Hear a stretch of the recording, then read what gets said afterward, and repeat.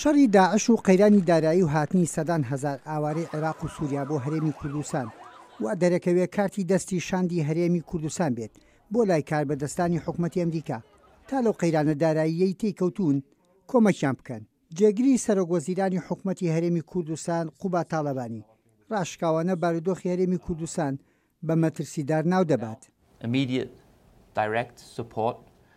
دەم و دەست پشتیوانی کۆمەکی ڕاستەخۆی داراییمان پێویستە، چونکە کۆی ئەزمموی هەرێمی کوردستان لە مەترسیدایە قەیرانی دارایی کاریگەری زۆری کردووەتە سەر بەری پێشەوەی شەڕی داعش. ئەو قەیرانە وای کردووە کە حکوومەت نەتوانێت موچەی فەرمانبەرە سەبیلەکانی بدا.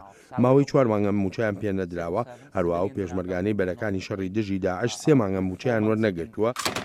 پێشمەرگە هێزە کاریگەریەکەی دەستی نەک بە تەنها کورد، بەڵکو ئەو هێزانەش کە لە ئاسمانەوە شەڕی داعش دەکەن. وەزیری ناوخۆی حکوومەتی هەرێم کەریم سنجاری ڕوونتر ئەو دیمەنە بۆ بیانیەکان دەگوازێتەوە کە هێزە شەڕکەرەکەی تێککەوتووە. گرفتی دارایی لە هەرێم کاریگەری خراپی کردوتە سەر پێشمەرگە و بەجێهێشتنی سنگەرەکان لەلایەن هەندێکیانەوە. کاتێ پێشمەرگە بۆ چەند ڕۆژێک پشوو دەچێتە ماڵەوە کە نەتوانێت کرێی خانوەکەی بدات یان پارە بدات بۆ مناڵەکانی کە دەچنە قوتابخانە، هەندێکیان وەها بیر دەکەنەوە نەگەڕێنەوە و هەوڵ بدەن کارێکی تر بکەن کە دەرامەتێکی هەبێت و کومەچی خێزانەکانیان بکەن. لەو باوەڕدەم ئەگەر ئەو ڕەوشە بۆ 2 تا 3 مانجی تر بەردەوام بێت دڵنیام کاریگەری خراپ دەکاتە سەر بەرەکانی شەڕی داعش لە هەموو لایەکەوە. کورد لە هەرێمی کوردستان لەلایەک لە شەڕی داعشدایە و لەلایەکی تر تا دێت گرفتی سیاسی نێوان بەغدا و هەولێر قوڵترە بێتەوە. لەسەر ئاستی نێوخۆی هەرێمیش نێوەندی سیاسی پارتا کوردیەکان دیارە. هاتنی زیاتر لە ملیۆنێک ئاوارە بۆ هەرێمێک کە گیرۆدەی قەیرانی داراییە سەرڕای ئەوەش باز لە دەوڵەتی کوردی و ڕاپرسی لێرەش بابەتێکی گەرم بوو. لەو باوەڕەدام داواکردنی ڕاپرسی زیادبوونی قسەکردن لەسەر پرسی سربەخۆیی پێویست ناکات دۆستەکانمان لە ئەمریکا بترسێنێت یان دۆستەکانمان لە ناوچەکە یاخود ببێتە مای نیگەرانی دۆستەکانمان لە بەغدا. کاتی ئەوە هاتووە کە لەسەر ئەو پرسە و توێش بکرێ.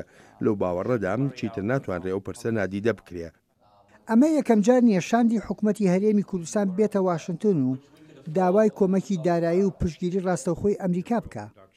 جیاوازی نێوان شاندەکەی هەرێم لە ڕابردوو ئێستا دەبێت چی بێت؟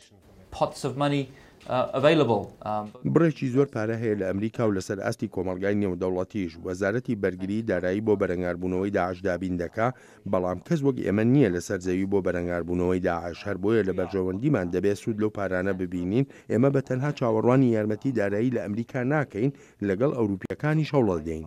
پێدەچێت هەوڵەکانی حکوومەتی هەرێم بۆ ڕزگاربوون لە قەیرانی دارایی بەردەوام بێت. ئیدی ڕوون نییە کام دەرگا بە ڕوویاندا دەکرێتەوە. یحیا بەرزنجی دەنگی ئەمریکا.